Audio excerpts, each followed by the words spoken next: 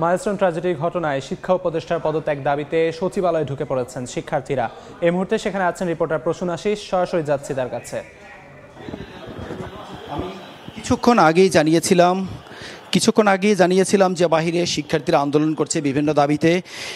সকাল থেকে আমরা এটি শুনেও আসছিলাম, ঠিক দুপুর থেকে তারা সচিবালয়ের গেটের সামনে যখন জড়ো হতে শুরু করে, সচিবালয়ের 5টি গেটেই কিন্তু তখন বন্ধ করে দেওয়া ছিল এবং সচিবালয়ের ভিতরে সেনাবাহিনীর সদস্যরা এবং পুলিশ সদস্যরা তারা কড়া প্রহরায় ছিলেন।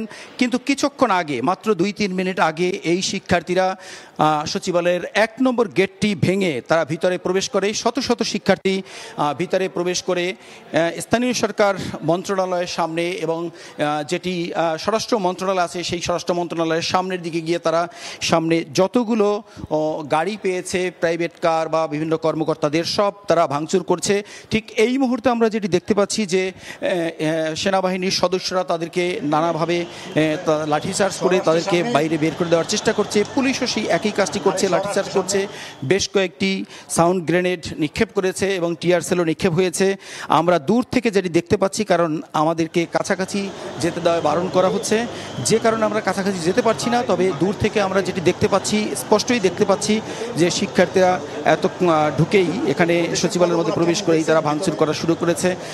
তো তারা এই মুহূর্তে বিচ্ছিন্ন হয়ে বেশ কয়েকটি মন্ত্রণালয়ের সামনে তারা চলে গেছে এবং তাদের পিছনে আমরা লক্ষ্য করছি যে সেনাবাহিনীর সদস্যরাও তাদের সামনে গেছে। এই মুহূর্তে শিক্ষার্থীদের আমরা লক্ষ্য করছি, বেশিরভাগ শিক্ষার্থী স্বরাষ্ট্র মন্ত্রণালয়ের সামনে তারা গিয়েছে। আমরা চেষ্টা করছি যে কিছুক্ষণের মধ্যে সেখানে গিয়ে সরাসরি স্বরাষ্ট্র মন্ত্রণালয়ের সামনের ছবিটি পাওয়া যায় কিনা সেটি আমরা চেষ্টা করছি।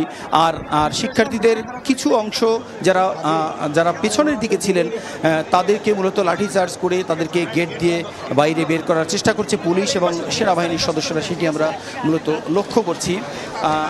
এই মুহূর্তে আমরা যেটি দেখছি যে সেনাবাহিনীর বেশ কয়েকজন সদস্য সামনের দিকে যারা ছিলেন তারা ঠিক এই যে আন্দোলনকারী তাদেরকে হাত দিয়ে লাঠি দিয়ে ঠেকানোর চেষ্টা করেছে, কিন্তু তারা কিছুতেই সেটি শুনছে না। আমরা গেটের দিকে আমরা লক্ষ্য করছি, গেটটি দিয়ে এই মুহূর্তে শত শত শিক্ষার্থী আরও ভিতরে প্রবেশ করছে। গেটটি পুরোপুরি খোলা। আরেক দিকে লাঠিচার্জ করছে পুলিশ। আর বাহিরে, সচিবালয়ের বাহিরে ঠিক শত শত শিক্ষার্থী এখনও অপেক্ষমান।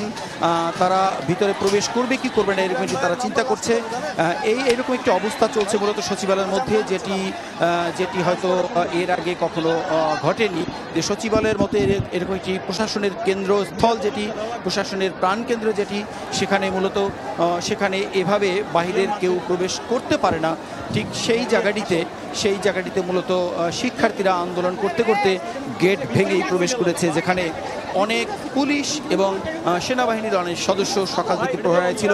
আমরা লক্ষ্য করছি যে একটি শিক্ষার্থীদের একজনের মাথায় আঘাত লেগেছে এবং আমরা যেটি লক্ষ্য করছি কিছুটা রক্ত বের হয়েছে আমরা দূর থেকে যেটি দেখতে পাচ্ছি, এবং তাকে তার সহপাঠীরা ধরে তাকে বাইরে নেওয়ার চেষ্টা করছে, পুলিশও সেই চেষ্টাটি করছে। আর স্বরাষ্ট্র মন্ত্রণালয়ের সামনে যারা হামলা করতে গিয়েছে এবং যারা বিভিন্ন গাড়ি ভাঙচুর করছে, তাদের সেখানে এই মুহূর্তে বেশিরভাগই মূলত পুলিশ সদস্য এবং সেনাবাহিনীর সদস্যরা সেখানে রয়েছে। মূলত সেই চিত্রটি আমরা পুরোপুরি দেখতে পাচ্ছি না, কিন্তু আমি আমার ক্যামেরায় হয়তো দেখাতে পারছি না, কিন্তু আমি ছাদের থেকে দেখতে পাচ্ছি যে স্বরাষ্ট্র মন্ত্রণালয়ের সামনে থেকে শত শত শিক্ষার্থী যারা ভাঙচুর করছিল তাদেরকে সেনাবাহিনীর সদস্যরা তাদেরকে গেট দিয়ে বের করে দেওয়ার চেষ্টা করছে।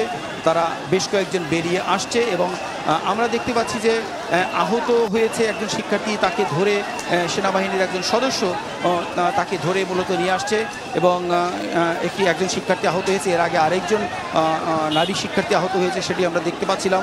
ভিতরে কিন্তু প্রচুর শিক্ষার্থী, আমরা দেখছি আরও একজন শিক্ষার্থী যিনি আহত হয়েছেন তার সহপাঠীরা তাকে ঠিক ধরে নিয়ে আসছে, বাহিরে বের করার চেষ্টা করছে। সচিবালয়ের যে গেটটি, 1 নম্বর গেট, সেই গেটের দিকে মূলত নিয়ে যাচ্ছে এবং আমরা দেখতে পাচ্ছি যে গেট দিয়ে আস্তে আস্তে বের হচ্ছে।